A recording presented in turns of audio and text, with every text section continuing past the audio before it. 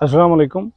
काबिल सद एहतराम किसान भाइयों और मुअज़्ज़िज़ नाज़रीन, किसान टाइम से मैं हूं आपका खिदमत गुज़ार नियाज़ खान खिरानी और आप देख रहे हैं अपना प्रोग्राम सफ़र मंज़िलों का। नाज़रीन, मौसमी सूरत हाल के पेश नज़र आज एक अहम तरीन बात की तरफ आपकी तवज्जो दिलाने लगा हूँ कि जैसा कि आप देखें कि इस वक्त कोई 5:30 और पौने 6 का टाइम है या 6 बजने वाले होंगे। तो ये देखें कि इस तरह मौसम लग रहा है कि जैसे सूरज ग़रूब हो गया हो, हालांकि सूरज ग़रूब अभी नहीं हुआ, सूरज बादलों में छुपा हुआ है। सूरत हाल है ऐसी कि इस वक्त बारिशें वक्फे वक्फे के साथ हो रही हैं। जो बारिशों का होना है इस पे अल्लाह का शुक्र अदा करना चाहिए। ये कानून कुदरत है, बारिशें होती हैं, मौसम गर्म होता है, हब्स होती है, ये सारे अल्लाह ताला के जो है ना बनाए गए मौसम के रंग हैं जो होते रहते हैं और हम इन्हें बाज़ औक़ात अपने लिए सही नहीं समझ रहे होते, लेकिन ये हमारे लिए किसी न किसी हवाले से अच्छे होते हैं। इस वक्त जैसा कि हम फसलात को पानी देने की यूँ समझें कि हमारी ताकत नहीं थी और अल्लाह ताला ने अपनी रहमत की बारिश बरसा कर फसलों को सैराब कर दिया और उन्हें इस हद तक सैराब किया है कि वो सैर हो गई हैं। लेकिन इसके साथ साथ नाज़रीन एक मसला पैदा हो रहा है। अब जब बारिश होती है तो हमारा जो ज़मींदार है वो अमूमी तौर पर थोड़ा लेज़ी हो जाता है, सुस्त हो जाता है। वो समझता है कि अब बारिश हो गई है तो तेला धुल गया है, सफ़ेद मक्खी धुल गई है। ये बात बिल्कुल अपनी जगह पर दुरुस्त है कि जब बारिश होती है तो सफ़ेद मक्खी, तेला जो है ना वक्ती तौर पर ये चीज़ें धुल जाती हैं, लेकिन उसके फ़ौरन बाद, बारिश के बाद एक हब्स का मौसम बनता है और गर्मी होती है और टेम्परेचर, ज़ाहिरी बात है कि गर्मी है तो टेम्परेचर तो 35 डिग्री से ऊपर है। जब टेम्परेचर 35 डिग्री से ऊपर होता है तो उस वक्त सफ़ेद मक्खी के जो अंडों से आगे बच्चों का पैदा होना है वो 100% पैदा होते हैं, यानी जितने अंडे हैं उतने ही बच्चे पैदा हो जाएंगे और यही सूरत हाल तेले की होती है। तेला अमूमी तौर पर हम समझते हैं कि हम इस तरह फसल को हिलाएंगे, वहाँ से हमें तेला उड़ता हुआ नज़र आए, या हम पत्ते को पीछे मोड़ कर देखें तो यहाँ पर हमें जो है ना तेला बैठा हुआ नज़र आए। ये ज़रूरी बात नहीं है। अगर आप लोगों को तेला कम मिकदार में भी नज़र आ रहा है या आप फसल जब चेक करते हैं तो आपको पत्ते के अंदर किसी जगह पर डॉट्स नज़र आ रहे हैं, जैसे अब ये कैमरे की आंख एक्चुअली देख नहीं सकती है, अगर हम देखना चाहें तो ये देखें, ये एक डॉट है, ये एक डॉट है, ये डॉट्स नज़र आ रहे हैं। अगर ये डॉट्स नज़र आए तो इसका मकसद है बहरहाल तेला है। अब हम तेले का इंतज़ार करते रहें तो देखें कि तेला जो है ना जब वो अंडे देता है तो वो 30-30 अंडे दे देता है और सफ़ेद मक्खी 200-200 अंडे दे देती है। तो वो फिर उनसे जब आगे कॉलोनीज़ बन जाती हैं तो उनका कंट्रोल बहुत मुश्किल हो जाता है। याद रखिएगा, यही पहले तेला ही होता है। ये तेला बड़ी ख़तरनाक चीज़ है। सफ़ेद मक्खी और तेला जब कॉलोनीज़ की शक्ल अख्तियार कर लें तो फिर ये कंट्रोल नहीं किए जा सकते।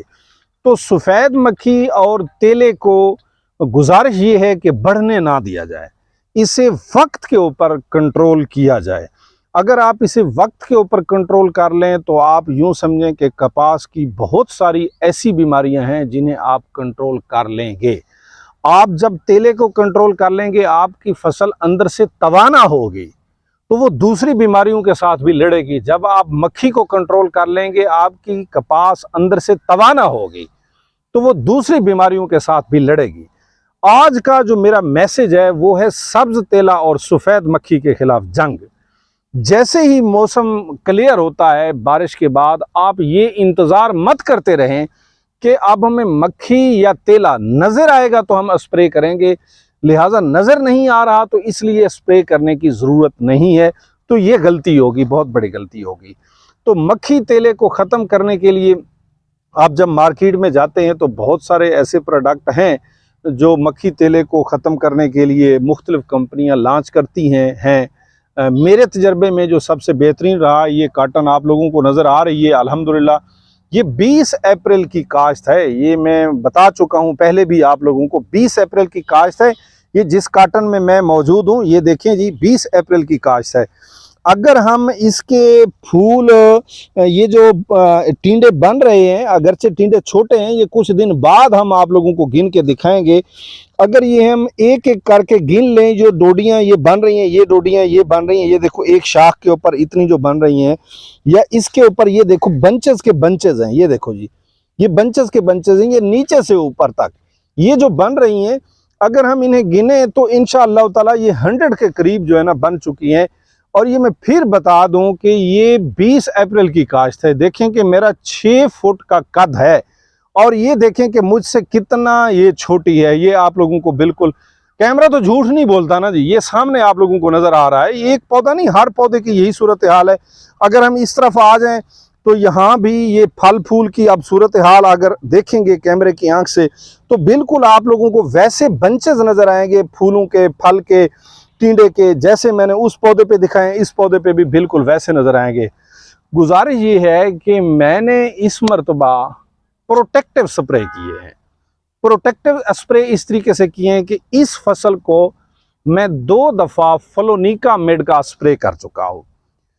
मशहूर जहर है और ऊलाला के नाम से ICI कंपनी देती है। पाकिस्तान में सबसे पहले फ्लोनिकामिड ICI कंपनी ने लॉन्च किया था। और मैं समझता हूँ, वैसे हर बंदे का अपना एक्सपीरियंस है, मैं किसी के ऊपर ये नहीं कहता कि किसी का रिजल्ट नहीं है, लेकिन मैं समझता हूँ अपने प्रैक्टिकल की बुनियाद पर कि ऊलाला का ज़बरदस्त रिजल्ट है जो आप लोगों के सामने है।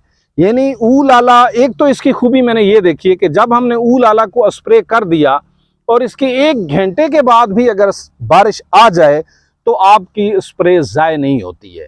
यानी किसी और दिनों में साजगार हालात में किसी और कंपनी का करें, बेशक कर दें, लेकिन जो बारिशी हालात हैं, जैसे कि मौसम लम्हा बलम्हा बदल रहे हैं, इन हालात में मैं सजेस्ट करूंगा कि लाजमी तौर पर ऊलाला करें। क्योंकि अगर आप लोगों ने स्प्रे किया है और फौरन बाद बारिश हो गई है तो उसका असर ज़ायल हो जाता है।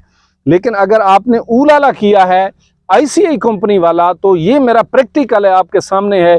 मैंने सिर्फ और सिर्फ ऊलाला के 2 स्प्रे किए, कोई और जहर नहीं मिलाया।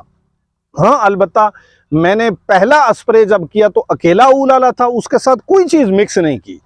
जब मैंने दूसरा स्प्रे किया तो मैंने सोचा कि चूंकि मैं काश्त करने में थोड़ा लेट हो गया हूँ, तो लिहाजा इस तरह करता हूँ कि इसके साथ NPK मिला देता हूँ।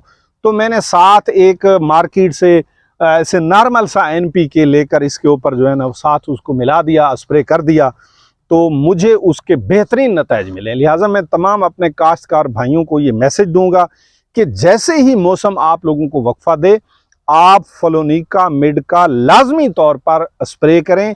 ये मत देखते रहें कि हमें तेला नजर आएगा तो हम स्प्रे करेंगे या मक्खी नजर आएगी तो हम स्प्रे करेंगे। मक्खी या तेला नजर आने तक आप लोगों का बहुत ज्यादा हद तक माशी नुकसान कर देगा। जब वो नजर आएगा तो उस वक्त आप लोगों का बहुत ज्यादा माशी नुकसान हो चुका होगा। अगर नजर आए बगैर प्रोटेक्टिव बेस पर, जैसे कि मैंने 2 स्प्रे किए हैं, मैंने कल इंशाअल्लाह ताला, आज मैंने करवाना था, मुझे लेबर नहीं मिली तो वो सुबह उन्होंने टाइम दिया है, तो सुबह मैं इसको स्प्रे करवाऊंगा। सुबह मेरा ये फ्लोनिकामिड का दूसरा स्प्रे होगा।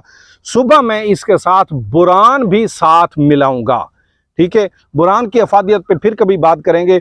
ये स्प्रे करने से मैं ये समझता हूँ इंशाअल्लाह ताला जब मक्खी और तेले से कपास महफूज होगी तो इंशाअल्लाह ताला कपास की यील्ड अच्छी होगी, फूल ज़ाय नहीं होगा, पत्ता सही तरीके से खुराक बनेगा, सही तरीके से फलेगी, सही तरीके से फूलेगी और माशी फ़ायदा होगा। नाजरीन, हमेशा किसान के फ़ायदे के लिए सर जोड़ कर हम कोशिश करते हैं और पूरी कोशिश के साथ जो नई बात होती है ढूंढ कर आप लोगों के सामने लाने की कोशिश करते हैं। हाजिर होंगे नेक्स्ट वीडियो के साथ, तब तक के लिए मुझे और मेरी टीम को दीजिए इजाज़त। अस्सलामु अलैकुम।